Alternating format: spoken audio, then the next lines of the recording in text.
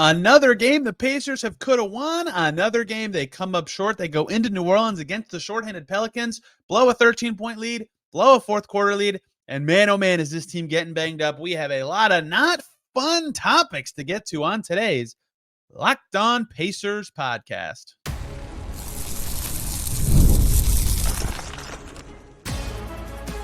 You are Locked On Pacers, your daily Indiana Pacers podcast. Part of the Locked On Podcast Network, your team every day. What up, y'all? Happy weekend, whatever day you're listening, and welcome into another edition of the Locked On Pacers podcast, where we, of course, talk about the Indiana Pacers. As always, my name's Tony East. I cover the team for Forbes, and today, that is where we start. Pacers lose in New Orleans to a very banged-up Pelicans team. The exact thing I thought would be the problem was the problem, and two key players got hurt on top of one who was already out, on top of the already injuries that they have. It was a disaster night in New Orleans for the Pacers, who could have gotten back to 500, and we could have looked back at the end of the gun and gone, remember when they weren't playing good for their first 6 games, but they survived and they were 3-3, and oh, well, good teams figure out how to win when they're playing bad. And yeah, and Ben Shepherd was awesome and saved them that one game. Instead, they lost. They were up in the fourth quarter. They were up 13 in the first half, and they couldn't get it done. The headlining reason is stars. The subtle reasons are defense, and the biggest thing to monitor going forward is injuries. So lots and lots of not fun stuff that we have to get to today. Those of you who listened yesterday, especially listened to the whole podcast when I talked about this game, I said the Pelicans are banged up. It's not going to be easy for the Pacers. It never has been ever when they play banged up teams. Look at Philly last week. Look at New Orleans this week. But what I said was, I still think this could be an advantage for the Pacers if they just slow one of New Orleans stars down. I still think New Orleans could be good. Zion's awesome. Brandon Ingram can be good. But if one of them is slowed down, they don't have enough firepower elsewhere to keep up with the Pacers. The Pacers did not slow down either of those players. The opposite, in fact. Zion Williamson was tremendous. He was shooting under 40% for the season entering this game. He shot 70% in this one, 34 points, 10 assists for Zion Williamson, 6 rebounds, plus 17. He kicked the Pacers' butts. And he kicks a lot of people's butts, but he hadn't been this season, and they could not figure out the right guy to put on him. Myles Turner seemed like a good answer. He was dealing with foul trouble and not having the greatest game. Isaiah Jackson got hurt, which we will get to. Siakam and Nesmith, either too wiry or too small. It's a hard matchup, admittedly, for lots of teams. It was a particularly hard matchup for the Pacers in this game with the injuries they were dealing with, and they had nothing to show for him. That is just one-on-one stuff. When they were letting him go left way too much, they would put someone at the elbow who's supposed to be the deterrent. When he would go left to get into the lane because he's on the right side of the court, that person should slide down and cut him off. Instead, he'd still get to his spots and score easily.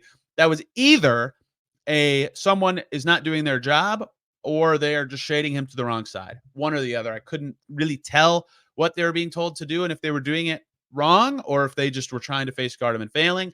Either way, they couldn't stop him. Okay, but that's okay. If Zion goes crazy on twos all night, you can live with that because you can slow down Brandon Ingram, right? No, never mind. Brandon Ingram, 26 points, 6 rebounds, 7 assists. I don't think Brandon Ingram is a passer. He had some nice ones in this game. He was also plus 17. He just broke up a lot of rhythm in this game. It felt like his buckets, were all very timely and effective. And I know 26 points on 25 shots doesn't sound efficient, but he looked a lot better than that throughout the course of the game. He was very good. 60 points, 12 rebounds, 17 assists for the Pelican Stars. That they had to win that battle to win this game, the Pacers did. They either had to slow one of them or have the better stars. They had neither of those things. Because I actually think the role players, some for the Pels, were pretty good. Jordan Hawkins was scoring a bunch, living at the foul line, hitting some threes, doing his thing. Brandon Boston had the best game I've ever seen from him, even though he is pretty talented. Jose Alvarado did some nice stuff as a passer, but none of them were exceptional. In fact, if you lined up the role players of both teams, you would certainly say the Pacers role players had better games. We'll get to this in the brief positives at the end, but Ben Shepherd, best game he's ever played. He was sensational. TJ McConnell was very good. Pre-getting hurt, both Nesmith and Jackson were fantastic. Obi Toppin made half of his shots, right? You're happy with that. Ben Mathurin, I don't know if you want to call him a role player or not, but he was, especially in the second half, very good, right?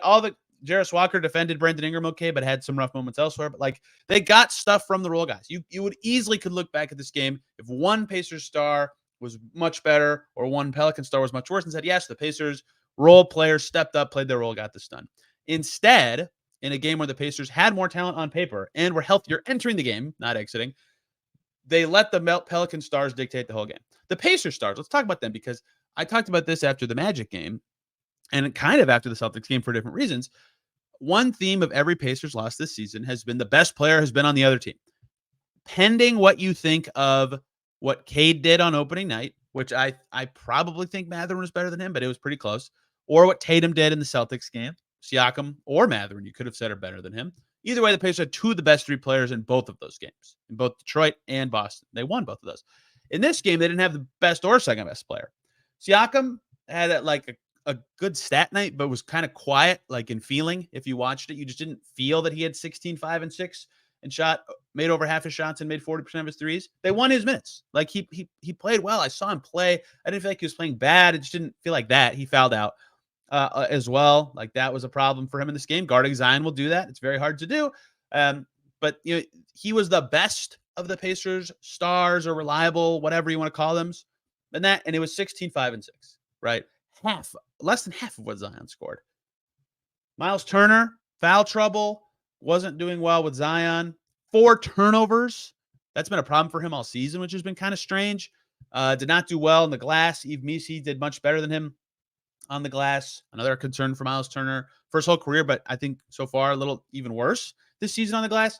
He had 12 points. He made 2 threes like he did. Like the very first basket of the game was a Myles Turner pick and pop 3.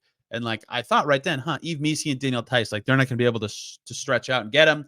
It's not on Turner necessarily, like that he has to get the ball in open spots to make pick and pop 3s. But I thought that'd be more of a weapon than it was. That's more of a team thing. But either way, he wasn't particularly great. Minus 19 in Turner's minutes. That's not all on him, but part of it's him.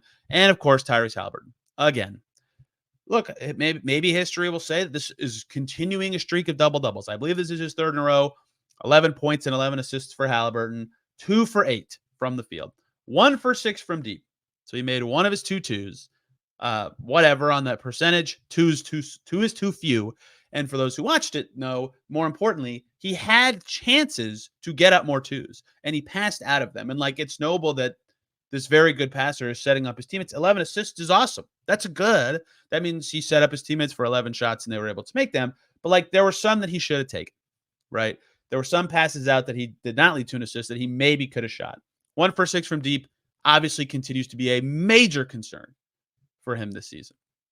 I still, maybe I'm just an idiot, but I still think, one, he's going to be great again, like pretty soon. And it's just the 3s. Like if he just makes 3s, he'll look like the same guy from last year. But obviously 11 and 11, they lose his minutes by 19. That's not good enough. That is just not good enough from him. He knows he's got to be better. We just talked to him about it after the Celtics game. He knows it. He thinks he's going to break out of it at some point. You got to keep shooting to get through it. Buddy Hield would tell us that all the time, and he was right every time. And I truly mean this. People won't agree. I still don't think he's reached like even average yet, but Haliburton's defending better this season. I believe that. But he still isn't playing well. And in general, the theme of what I just broke down is the Pelican stars were much better than the Pacers stars. And that is so hard to overcome. In fact, in this case, basically impossible. A huge theme for the Pacers all season has been this exact problem. And it once again was in this game. So that is the headlining problem for the Pacers. The subtler problem was this one stretch, 10 minutes of play. I do this a lot to kind of highlight games or talk about games in general. 38 of the 48 minutes of this game, the Pacers were better. Unfortunately, they fell apart in the middle of the second quarter and the early third quarter. The score is 56-43. The Pacers were winning in the second quarter. They looked good. They were really playing well to start the second quarter. They hit this 56-43 mark, and they don't even make any subs for about a minute and a half. In that minute and a half, though, 5 Pelicans points. That's when the Pelicans run starts. It started against the group that was out there playing well, but then a really big sub group at the 5:13 mark of the second quarter. The Pacers had 56. They reached 56 with 6:13 to go in that quarter. They hit 58 with 2:55 to go. So that's 3 plus minutes of no points. They still had 58 with 35 seconds to go in the second quarter. For 6 minutes, they scored 2 points. That's not even the whole run we're talking about. That's just part of it, right? That was killer. The Pelicans came all the way back, took the lead, tied it up in that stretch. It was tied at halftime. So that was the first crappy Pacers run. They did well in the final minute. They got points from Jarris and Siakam, but they were horrible in that stretch on both ends. And that continued in the early third quarter. No Nesmith. They had to start Jarris, and they're missing 2 starters at this point. They were stuck on 62 for almost 3 minutes, 2.5 minutes. And then they were stuck on 64 until Haliburton hit 2 free throws. And then finally they got in a little bit of a run and got back into the game, right, with about 6 minutes to go. So before Haliburton's free throws, which came at 7:34 to go in the third quarter, we'll just call that 4 minutes. It's 4.5. So 4 minutes there, plus the last 6 minutes of the second quarter. The Pacers scored 8 points in 10 minutes. GG. That's it. I mean, that's so hard to overcome. That is so hard to overcome. That means for the other 38 minutes, hey, awesome, 108. That's really good. That's barely over 3 quarters of play. They scored 108 points. That stretch killed them. And on defense, they gave up 29 in that 10 minutes. That's pretty rough. That's like typical Pacers level. That's bad, to be clear. Even for their level, the Pelicans' lowest scoring quarter of the game was 27. That stretch was the game. First quarter, Pacers were better. The first half of the second quarter, Pacers were better. The rest of the third quarter, Pacers were better. Fourth quarter was pretty even. Pacers could have had this one. And if that stretch went even, if they got outscored if they doubled their scoring in that stretch, 16 points in 10 minutes, that's still pretty bad. They win.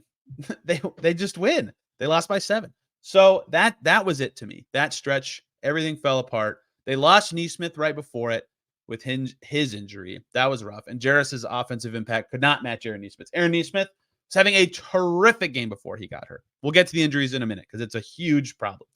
He was 5 for 5, hit 2 big threes, was defending quite well. He was +7 in his 10 minutes before he got hurt. That was a killer. Isaiah Jackson got hurt, I believe, after that strong stretch, but he probably should have been on the floor more in it.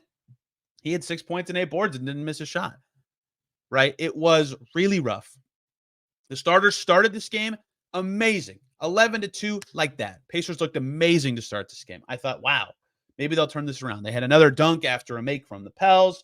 Siakam was flying. Mathurin was awesome to close and a little bit at the start. McConnell was unstoppable. When Brandon Ingram was out, the Pelicans looked lost. Like that stretch, that first that awful stretch I just described, things looked really good. This looked like a game for the Pacers that we'd be talking about as maybe a turning point. Holy cow, was Ben Shepherd amazing. And instead, they just fell flat on their face for 10 minutes, couldn't recover enough. They got the lead back twice. Both times it was 1 or 2 points, and it went away very quickly. A lot of stuff did not go their way, and 2 guys got hurt. Let's talk some injuries, and let's talk a little bit of good stuff. 2 major injuries in this game. Isaiah Jackson, Aaron Nesmith. The Pacers getting very thin, very fast. What do we know about those? What do we not know? Maybe some nerves coming at the center position. So much more to get to on this Locked On Pacers. Before we get to any of it, though, we're going to talk about the great folks over at FanDuel. It's the weekend, which means NFL is coming right up, and get ready to tackle the NFL action and NBA with America's #1 sportsbook, FanDuel, because right now, new customers on FanDuel can bet $5 and you will get $150 in bonus bets if you win. That's simple. The FanDuel Sportsbook app gives you everything you need to place live bets on the NFL and NBA all in one place. So you get that hunch in the middle of the game. You know who's going to score next. You know who's going to win. You know what's coming. You can check out the latest stats to see who's playing well and who isn't. You can view live play-by-play so you know what's going on and when it's going on, and so much more right on the same page where you place your bets. Be as informed as possible to act on your hunches. Just visit FanDuel.com to join today. You'll get started with $150 in bonus bets if you win your first $5 bet. That's FanDuel.com. Never waste a hunch and make every moment more with FanDuel, an official sportsbook partner of the NFL. We're back here on Locked On Pacers. Thanks for making us your first listen on the weekend here. Check out Locked On Pelicans. Jake Madison was at the game for Locked On Pels. The Pelicans needed that win after they had a stinker of a road trip. That was their 3rd game in 4 nights, and they were banged up. Man, did they need that win? Like the Pacers needed Wednesday's win, but the Pacers still should have won. That was rough. Okay, let's. Unfortunately, we have to be kind of doomy here. So, second quarter, Aaron Nesmith injury. He made a three in the corner and then kind of like, well, he does this thing when his three's near, kind of like hops in place a little bit or like kind of gets on his tiptoes. And he stepped on Willie Green's ankle on the Pelicans bench. He was standing out of bounds, but he stayed in the game for a little bit. And then a couple possessions later, it's hard to really tell. It looks like it rolled, like the outside of his ankle rolled mid-play. And then he was instantly in pain on the ground. They had the camera over him on the broadcast, and he was helped off. Back to the locker room he went. That looked like an ankle injury when it happened, but the way he fell and the amount of weight he could put on it, it looked like maybe not a good ankle injury. It could be a muscle thing, I guess. I don't want to guess with him. I will guess with Isaiah Jackson when we get there. But that was brutal for the Pacers. Obviously, 3-and-D wings are very valuable. He was 2 for 2 from deep in this game and was defending quite well. They lost that player. Ben Shepherd stepped in ably, but Aaron Nesmith, his player archetype is very important, and they lost it in a game where he would have been extra important on a team that has their best players at the forward spots. That stunk on a night they were already missing Nembhard, missing a key starter defender as well. That's injury number 1. We don't know anything more than that yet. Then later in the game, oh boy, Isaiah Jackson, as scary as it gets. He goes up to contest the shot, it looks like, and he's like in the lane. He's basically at the free throw line on defense. Same idea as James Wiseman. He jumps up and he immediately kind of looks back and he comes down and no one's behind him and he is immediately immobile. Doesn't go back on the offensive end. Pacers ruled it a calf injury. James Wiseman's was ruled a calf injury. I'm not going to guess. Look, a lot of the parallels are there for an Achilles injury. I don't want to guess. I don't want to say anything. Rick Carlisle, very somber tone, describing it in his post-game press conference video that I saw. That, first of all, if it is that sucks. We'll talk about it if it comes. But in this specific game, devastating. He was playing very well with a bench group that was keeping the Pacers in it on a night the starters weren't very good. And Isaiah Jackson's been awesome this season. Just terrific. Like all week, he's filled into a bigger role and played very well. So they lost him as well. So they had to go small at center. Sometimes Myles Turner was in foul trouble and not playing the greatest game. And Yves Missi was great at center for the Pelicans in this game. He's a good player for a rookie. Daniel Tice couldn't play very much, ex-Pacer, but they dominated in his minutes. He was plus 12. Plus 12, Daniel Tice for New Orleans. All this to say, the Pacers, in a game that they were already playing wobbly, lost 2 players who were not playing wobbly. They lost 2 guys who were consistently very good. That certainly contributed to the loss. In a game, they were already missing a starter in Andrew Nembhard. So that certainly played effect. That's not why the Pacers lost. They played wobbly. I just said that. That's why they lost. They couldn't stop the Stars. They had an awful stretch. That's why they lost. Don't get it twisted. But now they might be facing a very scary reality. Let's talk about this, right? What the Pacers started the second half with Walker and Mathurin with the starters because they had to, right? They're kind of running out of choices if they want to keep the Shepherd McConnell energy boom unit with the bench group. And Toppin, I guess, would be a part of that too, right? Like that group's so good together. You want to keep it together, but it's just a lot of moving parts into this equation, right? And it is what it is. Ben Mathurin played quite well with the starters, by the way, especially in the second half. So let's talk about this now. Pacers have 14 roster players and 3 2-way guys. That's 17 total. We've seen pictures and videos from Madden's training camp. Tristan Newton's there.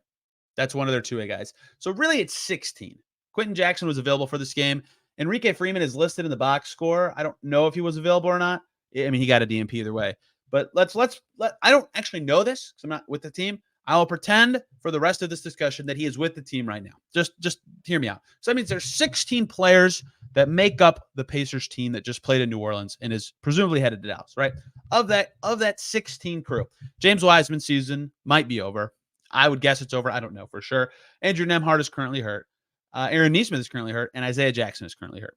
So take out 4 from that 16. You're already down to 12 players available for the Pacers. 12 players available. Myles Turner was questionable entering the game. He's dealing with an ankle thing, right? So he's playing and healthy. He should have expectations to play at his best if he's playing. But put him in this in between hurt and healthy group. Either way, they're at 12 healthy players. Of those 12 healthy players, though, one's Quentin Jackson, 2-way guard. One is Enrique Freeman, a rookie 2-way post player. One is James Johnson, who is at this stage not contributing in any way. And one is Johnny Furphy, who is a massive question mark, did not play in preseason, has only played one game of complete garbage time. That's 4 players. Take them out. You're down to 8.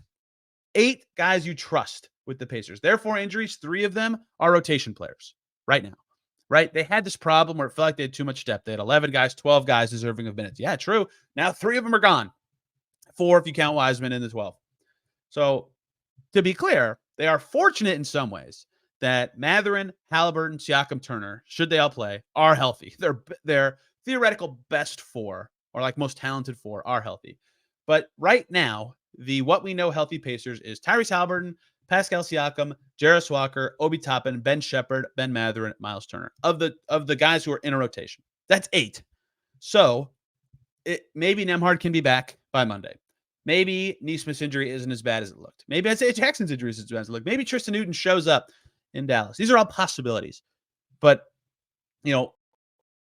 if Nesmith and Jackson, it looks like those were injuries that would cause them to miss time. Maybe Nembhard's back, and the 8 guys I just said plus Nembhard make up rotation, and they can smile like this. If you're watching on YouTube, you can see me smiling and say, yep, we got 9. We'll feel okay with this. It's not exciting, but it's 9. It's 9 guys that are good, okay? If Nembhard can't go, I'm probably just going to throw out James Johnson for the sake of argument, one of Quentin Jackson, Enrique Freeman, and Johnny Furphy basically has to play. And let me take it a step further. Assuming Jackson is out, which that didn't look good. Muscle injuries are usually a long time anyway, even if it's just a calf thing. It's probably Enrique Freeman.